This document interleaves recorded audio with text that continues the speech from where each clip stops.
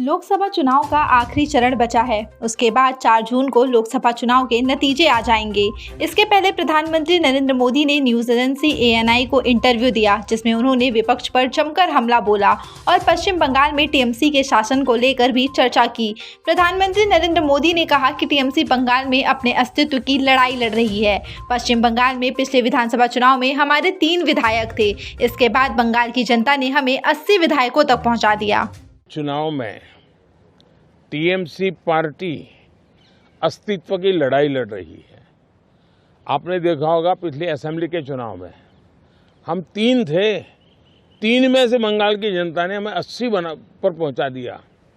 हमें लोकसभा के अंदर भारी बहुमत पिछले चुनाव में मिला था।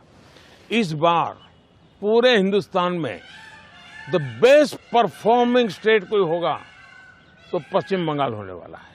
भारतीय जनता पार्टी को सर्वाधिक सफलता पश्चिम बंगाल में मिल रही है और पश्चिम बंगाल का चुनाव एक तरफा है। जनता जनार्दन उसको लीड कर रही है और उसके कारण सरकार में बैठे हुए लोग, TMC के लोग बौखलाए हुए हैं। लगातार हत्याएं हो रहे हैं, हमले हो रहे हैं।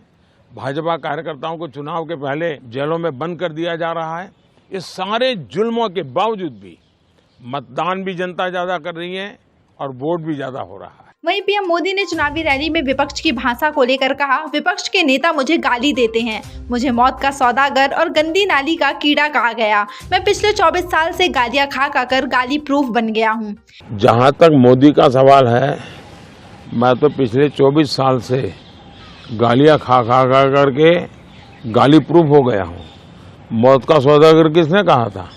गंदी नाली का कीड़ा किसने कहा था? और मेरे यहाँ तो पार्लियामेंट में एक दिन हमारे एक साथी ने हिसाब लगाया था, 101 गालियां गिनाई थी।